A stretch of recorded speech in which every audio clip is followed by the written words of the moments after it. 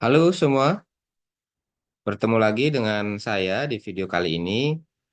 Kita akan membahas mengenai pelaksanaan pengadaan jasa konstruksi pembangunan rumah susun melalui e-purchasing bagian kedua. Jadi kalau teman-teman mengikuti video sebelumnya di bagian pertama, kita sudah eh, membahas mengenai tiga materi ya.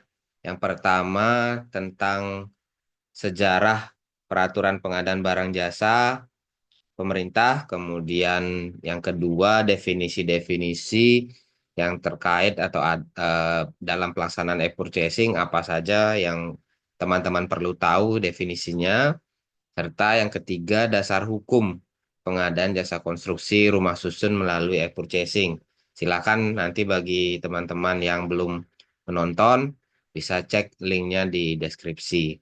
Nah, selanjutnya sekarang kita akan lanjut kepada tahapan pelaksanaan e-purchasing rumah susun bagian keempat ini ya, eh, yaitu tahapan pelaksanaan e-purchasing rumah susun. Pelaksanaan e-purchasing rumah susun tahapannya sekitar ada 15 tahapan dan ini saya ambil dari SOP Direktur Rumah Susun nomor 1 tahun 2023. Mungkin secara umum kurang lebih sebenarnya sama juga dengan tahapan yang ada di Surat Edaran Direktur Jenderal Perumahan nomor 2 tahun 2024. Nah, jadi, untuk tahapan ini saya akan sampaikan satu persatu, teman-teman bisa lihat. Jadi masing-masing tahapan itu saya bedakan warnanya ya, sesuai dengan siapa yang melaksanakan.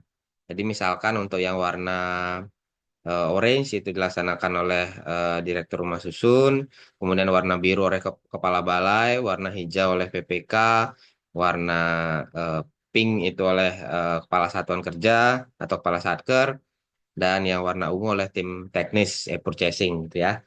Oke, tahapan pertama itu adalah adanya surat perintah pelaksanaan pembangunan rumah susun. Ya, apapun bentuknya, intinya untuk kegiatan pembangunan itu biasanya ada surat perintah pelaksanaan. Kalau di sini dikeluarkan oleh direktur. Nah, surat perintah pelaksanaan itu nanti akan disampaikan kepada kepala balai, di mana di tahap kedua kepala balai akan menyampaikan surat tersebut, meneruskan surat tersebut kepada satuan kerja dan PPK, di mana kepala balai akan menugaskan PPK untuk melakukan penyusunan dokumen teknis ya seperti DED maupun HPS. Kemudian selanjutnya di tahap ketiga PPK akan mulai melakukan penyusunan DED termasuk melakukan penyelidikan tanah juga dengan dibantu oleh konsultan ataupun tenaga ahli. Kemudian di tahap keempat PPK akan melakukan pembahasan terhadap hasil review dokumen teknis tersebut dengan apa namanya balai dan juga direktorat. Dan apabila sudah disetujui, disepakati review tersebut sudah dievaluasi, maka PPK akan menyampaikan laporan hasil pembahasannya kepada Kepala Satker di tahap kelima. Nah, dari laporan tersebut, maka di tahap keenam, Kepala Satker akan menerbitkan surat perintah untuk pelaksanaan e-purchasing kepada PPK dan juga membentuk tim teknis untuk membantu PPK dalam pelaksanaannya. Nah, ini terkait dengan tim teknis yang membantu PPK itu teman-teman bisa lihat di video bagian pertama dasar hukumnya kenapa Kasatker bisa membentuk tim teknis ya. Kemudian selanjutnya di tahap ketujuh maka tim teknis sudah mulai bertugas untuk membuat dokumen persiapan pengadaan e-purchasing serta daftar simak dari e-purchasing rumah susun. Kemudian di tahap 8 PPK mulai melakukan konfirmasi pasar terhadap calon-calon penyedia yang ada di e-katalog sesuai dengan lokasi pelaksanaan pembangunan rumah susunnya. Nah, konfirmasi pasar ini tujuannya adalah menjelaskan informasi produk, jadi apa yang akan dibeli atau apa ya produk rumah susunnya itu komponennya apa saja, katalognya apa saja atau etalasenya apa saja, serta gambaran umum dari lokasi pekerjaan. Biasanya nanti penyedia jasa akan tanya jawab di sana dengan PPK ya, bagaimana pelaksanaannya, sehingga penyedia bisa memberikan penawaran yang sesuai di e-katalog. Nah, kemudian nanti pada saat setelah konfirmasi pasar, PPK akan memberikan waktu untuk penyedia bisa memberikan penawaran di katalog, mengubah, menginput, menyesuaikan harga, menginput dokumen-dokumen terkait seperti itu ya, sehingga nanti tim teknis di tahap ke-9 sudah bisa melakukan pembukaan penawaran, mungkin istilahnya seperti itu, melalui akses terhadap katalog elektronik eh, dari dan kemudian mendownload dokumen-dokumen penyedia, mengakses dokumen penyedia dan penawarannya untuk melakukan proses purchasing. Kemudian di tahap 10, nah PPK itu melakukan pemilihan penyedia jasa dengan metode yang sudah digunakan yaitu metode negosiasi, membuat paket di e-purchasing. Nah, sebelum membuat paket itu dari tim teknis sudah melakukan evaluasi terhadap penawaran dari penyedia jasa dan mengurutkan ya mana penyedia jasa apa namanya dengan penawaran yang sudah memenuhi persyaratan. Nah, dari penawaran terendah itu akan dilakukan negosiasi terhadap penawaran tersebut melalui eh, paket e-purchasing yang sudah dibuat oleh PPK. Nah, kemudian apabila negosiasi sudah berhasil, sudah sepakat, maka di tahap 11 PPK akan mengundang penyedia terpilih untuk melakukan penandatanganan dokumen kontrak secara bersama-sama, di mana dokumen itu nanti akan diunggah ke dalam situs dari katalog elektronik. Nah, setelah itu selesai, maka tahap 12 sampai dengan 15 lebih berupa pelaporan yang dimulai dari tahap 12 itu PPK melaporkan hasil e-purchasing kepada Kepala Satker dan berjenjang kemudian Kepala Satker melaporkan kepada Kepala Balai melaporkan kepada Direktur dan terakhir Direktur menerima laporan tersebut. Kurang lebih tahapannya seperti itu ya, teman-teman semua. Nah, ini merupakan saya sedikit tampilkan beberapa format dokumen yang teman-teman bisa akses atau bisa baca di surat edaran Direktur Jenderal Perumahan nomor 4 nomor 2 tahun 2024. Nah, salah satu contohnya di tahap 6 itu ada penerbitan surat perintah e-purchasing dan pembentukan tim teknis di mana salah satu contohnya adalah format keputusan Kepala Satuan Kerja mengenai pembentukan tim teknis ya. Nanti silakan teman-teman bisa mengecek formatnya di surat edaran tersebut. Nah, ini eh, bisa dilihat klausul-klausulnya, kemudian ada susunan keanggotaan, ada pengarah, penanggung jawab, dan juga tim persiapan. Sudah ditentukan juga kira-kira eh, apa namanya susunan anggota tim tersebut dari mana saja ya bisa dimasukkan. Kemudian di tahap ketujuh ada pelaksanaan pendampingan persiapan e-purchasing oleh tim teknis persiapan di mana sudah ada format berita acara pendampingan persiapan. Nah, pada pendampingan persiapan ini ada sebanyak 12 aspek yang diperiksa. Di antaranya dilakukan review terhadap spesifikasi teknis, terhadap prioritas penggunaan produk dalam negeri, kemudian terhadap kualifikasi jasa usaha, referensi harga, rancangan kontrak, metode pemilihan, perhitungan RAB ya, apakah sudah sesuai, kemudian DED-nya juga apakah sudah sesuai, kalau sudah dibahas tentu saja sudah bisa dipastikan sudah melalui evaluasi ya. Kemudian di tahap 9 itu review terhadap penetapan uang muka dan jaminan pelaksanaan, jaminan pemeliharaan, dan juga ketersediaan produk di katalog elektronik. Nah, khusus ketersediaan produk ini adalah PPK memeriksa atau tim teknis memeriksa berapa banyak penyedia yang tersedia yang ada di etalase atau yang mengupload menginformasikan dokumennya di etalase katalog elektronik. Misalkan rumah susun itu akan dibangun di Kabupaten A. Nah, untuk Kabupaten A tersebut ada berapa penyedia yang menawar karena itu nanti katalognya itu akan sesuai dengan kabupaten atau kota tempat lokasi pelaksanaan. Kemudian selanjutnya di tahap 9 mengakses katalog elektronik untuk melakukan e-purchasing, teman-teman bisa mempelajari dari user guide ya. Bagaimana caranya untuk mengakses katalog elektronik. Karena untuk rumah susun ini, seperti saya jelaskan di bagian pertama, rumah susun ini termasuk katalog elektronik sektoral yang dikelola oleh kementerian lembaga masing-masing, terutama kalau kemarin di Direktorat Jenderal Perumahan adalah di Kementerian PUPR gitu ya. Nah, nanti user guide-nya teman-teman bisa cek, bisa di Google atau mungkin nanti di akhir saya akan sampaikan buku saya itu bisa diakses juga, nanti ada linknya di sana. Kemudian ini juga contohnya pada saat teman-teman melakukan akses terhadap katalog elektronik untuk melakukan e-purchasing, tampilannya mungkin kurang lebih seperti ini ya.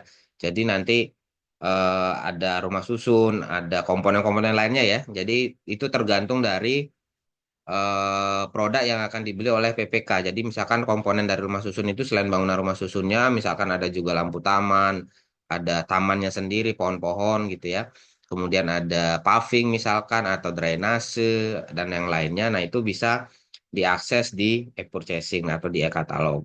Nah, tampilannya seperti ini. Kemudian ini contohnya misalkan ada lampiran di mana persyaratan-persyaratan administrasi itu upload di sana dan tim teknis bisa mengakses di sana untuk melakukan evaluasi terhadap penawaran dari penyedia. Kemudian ada juga dokumen-dokumen teknis seperti spesifikasi struktur, spesifikasi arsitektur gitu ya. Nah, struktur atas, spesifikasi baja, plat lantai dan sebagainya. Nah, spesifikasi inilah yang nanti dicek oleh tim teknis apakah sudah sesuai dengan spesifikasi yang ada di dokumen pengadaan purchasing rumah susun. Kemudian setelah itu maka tim teknis bisa melakukan mengisi kertas kerja penilaian. Jadi penilaian mulai dari identifikasi dari penyedia, kemudian pemeriksaan terhadap kualifikasi usaha, apakah memenuhi atau tidak, kemudian kelengkapan data teknis dan personel manajerial, serta perbandingan harga dan ketersediaan item pekerjaan pada etalase. Jadi tim teknis itu harus memeriksa ya karena banyak sekali kasusnya. Mungkin rumah susunnya ada, tapi komponen yang lain itu kosong, misalkan harganya. Sehingga itu harus dicek ada atau tidak item ketersediaan itemnya dan juga harganya. Nah, nanti akan diurutkan, tim teknis akan mengurutkan mana penyedia jasa yang memenuhi persyaratan, baik itu administrasi dan teknis, dan di mana harganya itu diurutkan mulai dari harga terendah. Jadi peringkat pertama persentase terhadap HPS, mana yang paling rendah itu akan diurutkan nomor satu, dua, dan ketiga mulai dari yang terendah, nomor satu terendah, kedua yang lebih tinggi, ketiga yang lebih tinggi, seperti dan seterusnya. Di mana nanti yang terendah pertama itu akan dilakukan negosiasi oleh PPK di tahap selanjutnya. Nah, ini kurang lebih eh, persyaratan-persyaratan untuk evaluasi ya. Untuk evaluasi kualifikasi usaha itu ada alamat, email, nomor telepon, NPWP, kemudian tipe penyedia, apakah UKM atau non UKM, ratingnya, kualifikasinya, nanti itu ditentukan oleh PPK apakah kecil atau non kecil, klasifikasi bidang usaha, bangunan gedung atau yang lainnya, kemudian pajak, pengalaman, pemilik atau pengurus, akte pendirian, izin usaha, dan juga daftar hitam. Kemudian untuk kelengkapan data teknis dan personil manajerial itu dilihat spesifikasi teknis, RKS atau metode pelaksanaan, serta personil manajerial diantaranya ada pelaksana, manajer teknik, tugas K3 atau petugas BIM. Kemudian juga perbandingan harga dan ketersediaan item pekerjaan itu dicek jumlah item pekerjaan yang tayang pada etalase, harga satuan dan persentasenya. Nah, ini ke semuanya ini kriteria evaluasi ini ada dasar hukumnya kenapa kita menggunakan eh, sejumlah persyaratan ini ya. Yang pertama dari keputusan Kepala LKPP, kemudian surat edaran Direktur Jenderal Perumahan, serta dokumen persiapan. Tentu saja dokumen pengadaan yang disusun oleh PPK itu juga menjadi dasar kriteria yang akan dievaluasi dari penawaran penyedia jasa. Kemudian selanjutnya adalah PPK memilih metode e-purchasing. Nah, ini teman-teman juga bisa memeriksa apa membaca di user guide bagaimana tahapannya untuk melakukan proses negosiasi.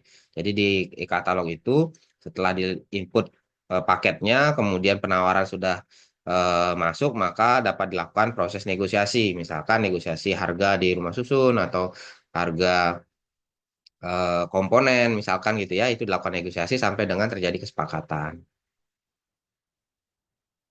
Kemudian terkait dengan pemilihan atau penandatanganan kontrak, perlu diingat kembali seperti yang disampaikan pada video saya di bagian yang pertama, di mana ada dokumen kontrak ini ada ketentuan ya, yaitu untuk pelaksanaan e-purchasing itu menggunakan surat pesanan.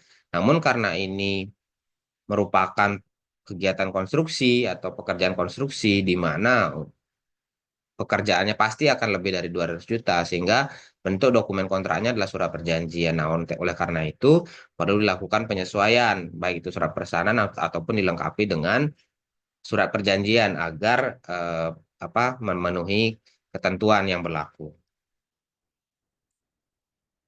Nah, kurang lebih kalau berdasarkan SOP dari Direktur Rumah Susun itu kurang lebih seperti itu tahapannya. Contohnya seperti tadi yang dijelaskan. Nah, yang saya sampaikan bahwa tahapan-tahapan tersebut juga tercantum di dalam Surat Edaran Direktur Jenderal Perumahan Nomor 2 Tahun 2024. Hanya saja mungkin hanya ada sedikit perbedaan ya. Misalkan untuk di SE Direktur Jenderal Perumahan ini ada tahap persiapan di mana PPK itu perlu melakukan penyusunan manajemen risiko dan pendampingan dari unit kepatuhan intern. Jadi, sebelum pelaksanaan kegiatan, PPK akan menyusun profil risiko. Kira-kira dari pelaksanaan kegiatan ini, apa saja risiko yang mungkin terjadi. Kemudian, penanggulangannya seperti apa atau tindak lanjutnya seperti apa sehingga risiko itu apakah berkurang atau tidak gitu ya. Nah, pengurangan ini dilihat dari kemungkinan terjadinya risiko ataupun dampak dari risiko tersebut. Nah, teman-teman yang mungkin sudah belajar mengenai manajemen risiko mungkin sudah tahu bagaimana profil risiko itu bisa dikelola gitu ya. Kurang lebih seperti itu, teman-teman. Oke, saya kira itu saja yang bisa disampaikan di video kali ini. Mulai dari bagian pertama yang sebelumnya membahas tentang sejarah, kemudian definisi dan juga peraturan, ini sudah ada tahap-tahapnya. Nah, bagi teman-teman yang mungkin ingin lebih detail lagi gitu ya, lebih detail lagi memahami mengenai pengadaan barang jasa eh, konstruksi rumah susun melalui purchasing, silahkan bisa membaca di buku saya ini, panduan praktis mekanisme pengadaan jasa konstruksi rumah susun melalui purchasing untuk pemula. Silakan bisa mengakses link yang di video ini, teman-teman bisa lihat bersama, atau nanti nanti akan saya masukkan juga di deskripsi. Silahkan bisa membeli di link tersebut ya, teman-teman. Baik, video ini sampai di sini. Semoga bermanfaat bagi teman-teman semua. Silakan subscribe video ini, channel ini, dan apabila teman-teman masih ada pertanyaan atau mungkin ingin diskusi, bisa menulis di kolom komentar. Sampai bertemu di video-video yang akan datang. Terima kasih.